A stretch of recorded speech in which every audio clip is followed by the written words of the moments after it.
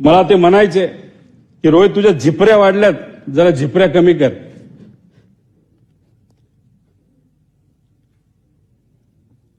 त्या दिवशी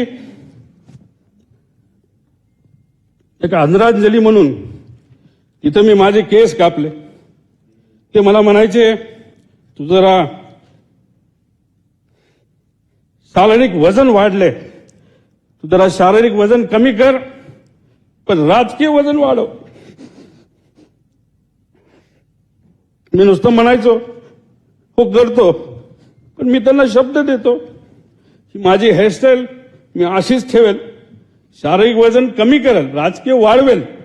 पण एक गोष्ट मात्र खरी, ते मला म्हणायचे वरचं बटन वरपर्यंत लावत जा, पण काकांना एक सांगायचं 40-50 वर्षानंतर मी जेव्हा तुम्हाला भेटेल तोपर्यंत मी बटन असंच उघडे ठेवणार.